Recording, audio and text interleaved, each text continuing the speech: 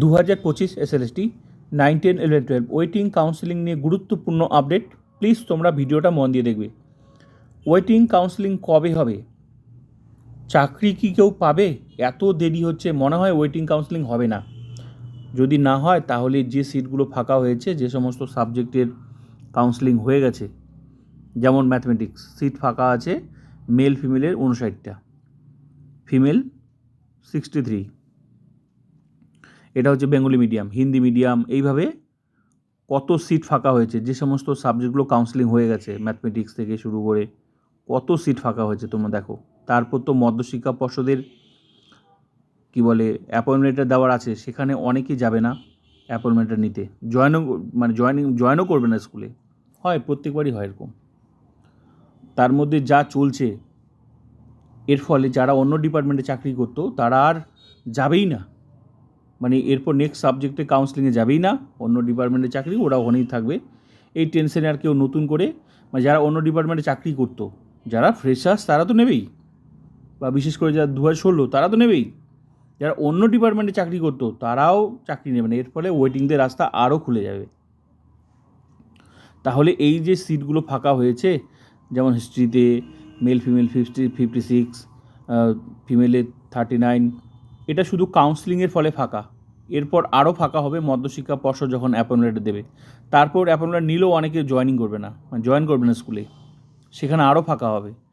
তো আরও অনেকের ভাগ্য খুলবে ওয়েটিং থেকে চাকরি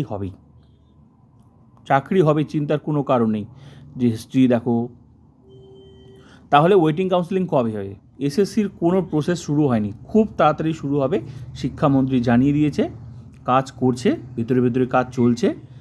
খুব তাড়াতাড়ি যখন শুরু হবে, আশা করা যায় এই মাসে যখন শুরু হবে তখন সমস্ত প্রসেসই শুরু হয়ে যাবে এবং খুব তাড়াতাড়ি হবে।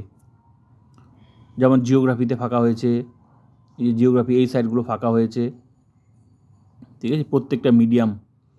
তারপর যেমন কমার্স, এই সাইডগুলো ফাঁকা হয়েছে, নিউট্রিশন, এই সাইডগুলো ফাঁকা হয়েছে। এগুলো তো চাকরি পাবে। এরপর তো আরও ফাঁকা হওয়ার জায়গা আছেই, আমি তো বললাম। কম্পিউটার অ্যাপ্লিকেশন, পলিটিক্যাল সায়েন্স, এগুলো তো ফাঁকা। 182, 118 মেল ফিমেল, বেঙ্গলি মিডিয়াম, বাকি হিন্দি, উর্দু, এগুলো তো আছেই। তো এইভাবে যে সমস্ত সাবজেক্টগুলো কাউন্সেলিং হয়েছে সেগুলো তো ফাঁকা হয়েছে। তারপর এরপর তো বাকি আছে, সেখানেও ফাঁকা হবে।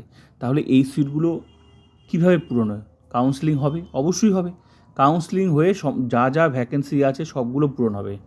শুধু ফাইনাল প্যানেলে যাদের নাম আছে তাদেরই কাউন্সেলিং হবে, বাকিদের হবে না তা নয়। সবগুলো মিলিয়ে সিট পূরণ হবে। তাই চিন্তার কোনো কারণ নেই। সুপ্রিম কোর্টের নির্দেশে হচ্ছে, নিয়োগ অবশ্যই হবে। আর শিক্ষামন্ত্রী বলেও দিয়েছে, সুপ্রিম কোর্টের অর্ডার ভিত্তিক যা কিছু হবে, সরকারের রুলস, এসএসসি যা আছে, মানবিক দৃষ্টিকোণ সব কিছু মিলে নিয়োগ। তো প্রসেস শুরু হয়েছে, শুধু মধ্যশিক্ষা এসএসসিটা হয়নি। তবে আশা করা যাচ্ছে, শিক্ষামন্ত্রী বলেও দিয়েছে যে তাড়াতাড়ি শুরু হবে, কাজ করছে ভেতরে। আশা করি তোমরা সেই নিউজটা দেখেওছো। তো চিন্তার কোনো কারণ নেই। ভেরিফিকেশান শুরু হয়েছে মধ্যশিক্ষা পর্ষদের, মেডিকেল টেস্ট শুরু হয়েছে মধ্যশিক্ষা পর্ষদের, ভেরিফিকেশান শুরু হয়ে গেছে। একবারই অনেকজন করে ডাকছে। যেমন এই যে 3 তারিখ আছে, আবার 7 তারিখ আছে, আবার 9 তারিখ আছে। শুধু এসএসসিটা শুরু হয়নি, তো শুরু হবে যখন সবই শুরু হবে।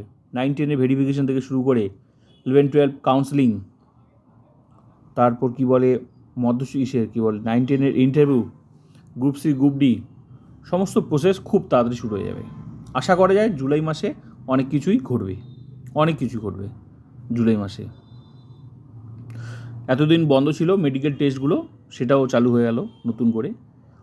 শিক্ষামন্ত্রী বলেও দিয়েছে যে খুব তাড়াতাড়ি শুরু হবে। তো পজিটিভ ছাড়া আর কোনো উপায় নেই। তো এটাই বলা ছিল, ওয়েটিং থেকে অবশ্যই চাকরি হবে, চিন্তার কোনো কারণ নেই, কারণ সিটগুলো পূরণ করবেই, এটুকুই বলা ছিল। আগে তো ফাইনাল প্যানেলে কাউন্সেলিংগুলো হবে, তারপর তো ফাইনাল প্যানেলে তো কাউন্সেলিং কমপ্লিট হয়নি, তো অবশ্যই হবে।